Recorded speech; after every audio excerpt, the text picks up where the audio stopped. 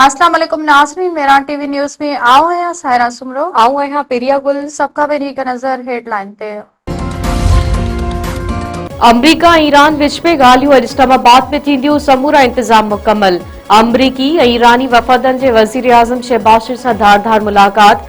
अमरीकी वफ़द जे नायब सदर जेडी वैंस जी क़यादत में वज़ीर आज़म सां मुलाक़ात। खिते में अमन ऐं इस्तेहकाम लाइ गॾिजी कम करण ते इत्तफ़ाक़। ईरानी वफ़द पे स्पीकर बाकर काली बाफ परडी वज़ीर अब्बास इराक़ी जी अॻवानी में वज़ीर आज़म सां मुलाक़ात कई। मुलाक़ात में परडी वज़ीर सावटार ऐं घरू वज़ीर मोहसिन नक़वी बि मौजूद। वज़ीर आज़म शहबाज शरीफ़ चयो आहे त खिते में अमन लाइ धुरियुनि विच में ॻाल्हियुनि लाइ सहूलियतकारी जारी रखण जा ख़्वाहिशमंद आहियूं। ॻाल्हियूं खिते में पायदार अमन लाइ अहम साबित थींदियूं। अमरीकी सदर डोनाल्ड ट्रम्प चयो आहे त इस्लामाबाद ॻाल्हियुनि लाइ सुठी टीम उमाणी आहे। असां लाइ डील बहितर हूंदी त ईरान वटि एटमी हथियार न हुजनि। अमरीका खे कंहिं बि बैक प्लान जी ज़रूरत न आहे। पंहिंजे बयान में अमरीकी सदर ट्रम्प चयो त हरमिज़ वारो सामूंडी लंघ जल्द खुली वेंदो।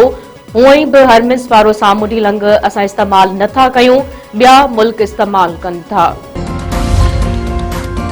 राणीपुर वेझो जोड़े जा दुरियनि में खूनी वेढ़हांद, हिक ॿिए मथां हथियारनि जा मुंह खोले छॾिया।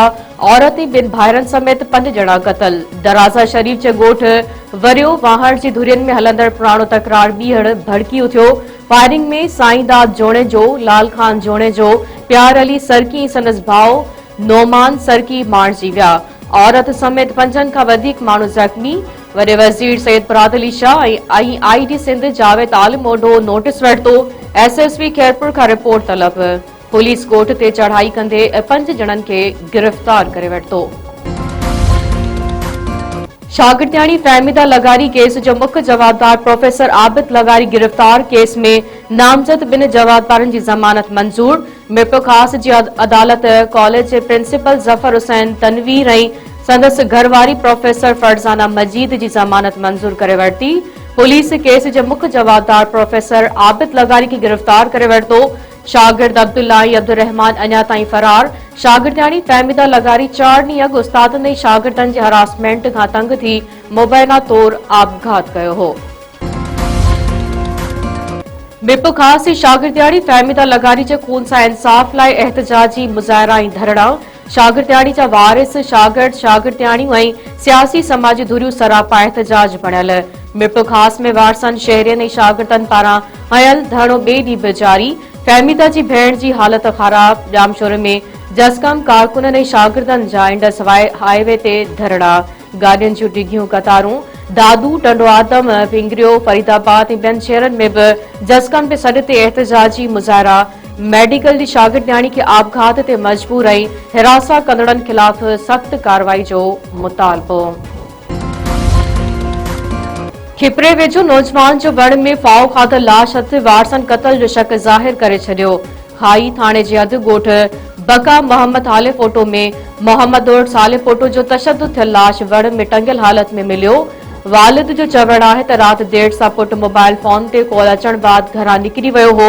सुबुह जो संदसि लाश मिलियो। खेसि क़त्ल कयो वियो आहे। शफ़ाफ़ जांच करे खेनि इंसाफ़ ॾियारियो वञे। टंडोजाम वेझो पुलिस ऐं ॾोहारियुनि विच में मुबैना मुक़ाबिलो, 4 फोरू मारिजण जी दावा।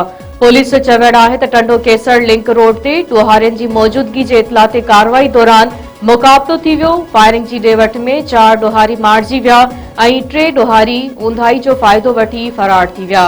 पुलिस मूजिबि मारिजी वियलनि जी सुञाणप अब्दुल कुदूस लाशारी, असद बुज़दार, अब्दुल जब्बार सब्ज़ोई ऐं इरफान बुलेदी तौर थी आहे। मारिजी वियल 4 फोरू कुझु ॾींहं अॻु इस्लाम कोट खां हैदराबाद वेंदड़ कोच जे मुसाफ़िरनि खां फुर लुट में मुलविस हुआ।